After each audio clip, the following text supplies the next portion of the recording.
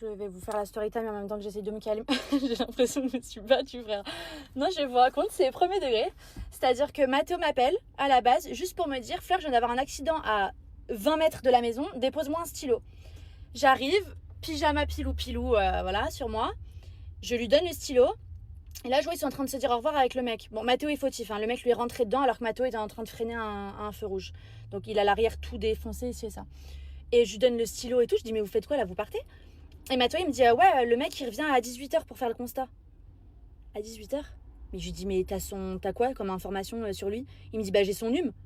Je dis: ok, et si enfin, je l'ai secoué, je dis: mais s'il te répond plus, on fait quoi en fait?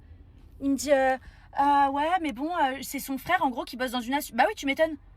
Le frère du mec, il bosse dans une assurance. Donc il va attendre son frère pour remplir le document.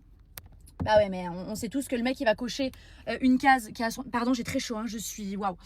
Le mec, il va cocher de mauvaise case. Enfin bref, il a tout intérêt à attendre son frère. Il est hors de question d'attendre ton frère, en fait. Donc je prends le papier, je dis: monsieur, nom, prénom, vous savez comment vous appelez? Remplissez nom, prénom. Numéro de téléphone, vous avez votre téléphone dans les mains, on va pouvoir remplir le numéro de téléphone. Frère, il y avait quoi comme truc? Document d'assurance, il l'avait dans la main. Je dis: bah, ouvrez votre document, on le remplit.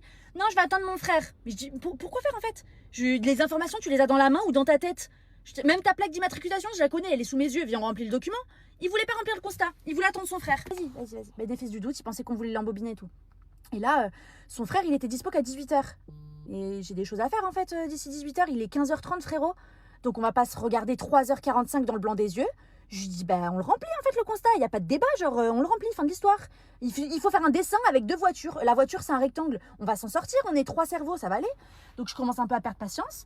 Et là, bref, on apprend que son frère, il est à 4 minutes en voiture de là où on est. Donc vas-y, plutôt que d'attendre 18h, on va là où il y a le frère. Et au moment de partir, bah, il y a ma voiture, celle de Mathéo et celle du mec. Donc là, je vais voir le mec, je dis: messieurs, est-ce que je peux vous demander un document d'identité, juste le temps qu'on fasse le trajet? Et là, il a hyper mal pris. Comment ça, un document d'identité? Je dis: bah, monsieur, Enfin, pour m'assurer, c'est de la prudence. On va se revoir dans 5 minutes, on va se suivre en voiture. Si vous prenez le rond-point et que vous partez, je fais quoi, moi? Et mon conjoint, il fait quoi? C'est une faute professionnelle, en fait, de vous avoir laissé partir. Il y a son travail, là, qui est en jeu. Donc, juste, je vous demande une pièce d'identité, ou si vous voulez, même, je vous donne la mienne, on se fait un échange. Et comme ça me garantit que je suis tranquille juste pour les 3 minutes de trajet. Mais tu te prends pour qui, toi? T'es qui, toi, dans le constat? T'es la femme de... Oui, je dis: je suis sa conjointe. Je dis: quel est le rapport? Je dis: c'est étrange, non, de trembler lorsque je vous demande un document, si on se voit dans 3 minutes. Ça vous fait quoi? Je vous demande pas de l'argent. Je vous ai pas demandé votre portefeuille. Je vous demande votre pièce d'identité ou votre carte grise. On se voit dans 3 minutes, ça vous fait quoi? Moi je vais te montrer dans 3 minutes que moi je suis pas comme ça. Moi je vais rien te donner et tout. Je dis: bah, c'est bizarre quand même, non, de trembler alors que je vous demande un document d'identité. Si vous êtes sûr qu'on se revoit dans 3 minutes. Pardon, je crache, hein, je suis très énervée.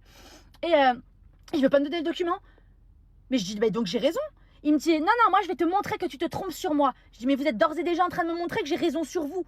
Donc Mathéo, là, il est en train de nous séparer un petit peu parce qu'on est en train de se rapprocher. Et là, il me dit: bah, vas-y, mets-toi derrière ma voiture. Et ton conjoint, en gros, il se met devant. En gros, on l'escorte, tu vois. Donc moi, pas rassurée du tout. Mathéo, il dit: allez, c'est bombé, machin. Donc j'étais en train d'embrouiller Mathéo en même temps que j'embrouillais le mec. Et donc on va pour partir et donc l'escorter. Il monte dans sa voiture, il dit quoi? Il dit: salope. Je l'ai défoncé. Mais je suis sortie, je l'ai défoncé. Non mais attends, je suis sortie de ma caisse, je lui ai dit: t'as dit quoi? Et là en fait je m'approche de lui, il fait quoi? Il fait un front à front avec moi. Alors moi, je me suis jamais disputée en réel avec quelqu'un de ma vie, mais il fallait me voir. J'étais Rocky Balboa, c'est-à-dire que je suis arrivée, j'ai mis mon front. Mais tu penses faire peur à qui? Mais tu fais 1m65, je fais déjà 15 cm de plus que toi et il y a mon mec de 2m10 à côté. Mais tu penses faire peur à qui? Donc là, ça me fait péter un câble. Ça me fait péter un câble parce que je suis en train de me poser la question de pourquoi Mathieu lui a toujours pas mis une pastèque, en fait. Donc Mathieu, il est là en mode: ouais, d'où vous dites... Donc il l'embrouille, mais il lui met pas une pastèque. Donc ça me chauffe encore plus, même si on ne résout rien par la violence. Mais je viens de me faire traiter de salope, et t'es suspicieux, et t'es en train d'arnaquer mon mec, en fait. On se calme, ok. Et donc, bref, on se prend le chou, hein. Vraiment, on se fait un front à front. C'est Mathéo... C'est lunaire ce que je veux dire, mais Mathéo nous sépare. Donc mon mec me sépare du mec, ok. Et Mathéo, il me dit: tu te calmes, en fait, genre... Et le mec me dit qu'il avait pas du tout dit ça, que c'était une expression en mode... ah, salope. En mode... putain. Selon lui, c'est pas salope, c'est... ah, salope. Bref, vous avez compris? En fait, ce que j'ai pas apprécié, c'est qu'il a essayé de m'impressionner. C'est en mode, vas-y, il s'est dit: je vais m'approcher d'elle, elle va avoir peur, elle va fermer sa gueule. Mais je déteste ça, en fait. Tu penses impressionner qui? Genre tout ça parce que t'es un mec et que je suis une femme, tu pensais me faire de l'intimidation, je déteste ça. Donc ça m'a mis encore plus hors de moi. Puis alors moi, qui n'ai pas conscience du danger, je me suis dit au pire des cas quoi. En fait tu vas faire quoi? Et c'est ça que je disais, j'étais face à lui, je dis mais vous allez faire quoi en fait? Tu vas me mettre une pastèque? Mais enfin au pire j'ai une pastèque. Genre moi je m'en foutais de me prendre un pain. Genre bref, j'avais pas conscience du danger. Mathéo il nous calme le jeu et tout, bon avec beaucoup plus de calme que mon attitude à moi. Mathéo qui calme le truc et tout. Il remonte dans sa voiture, il redit salope. Oh là là, fallait nous voir dans la rue. C'était le scandale de la rue. Mathéo qui claque la porte, il va vers le mec. Bref, là on arrive comme deux tanks. Vraiment, deux tanks vers le mec. Et bon là ça commence à partir un petit peu dans les tours. Là c'est moi qui vais faire un front à front avec lui. Je m'approche, je dis mais t'as dit, tu répètes en plus. Je dis mais tu répètes. J'y redis encore une fois ça, je te pète ta voiture. Et là il y a des insultes qui partent. Et là je le menace de lui défoncer sa caisse. Voilà. Donc je dis comme ça, tu auras des raisons de faire un vrai constat. Voilà. Parce que oui, sa voiture elle a rien, tandis que celle de Mathéo elle est défoncée. C'est son je fais que cracher, mais j'ai les nerfs. Et là il me dit quoi? Il me dit bah vas-y, défonce-la ma caisse. Et là je cherchais autour de moi une putain de hache pour lui exploser son crâne en fait, parce que sa voiture je m'en foutais qu'elle était.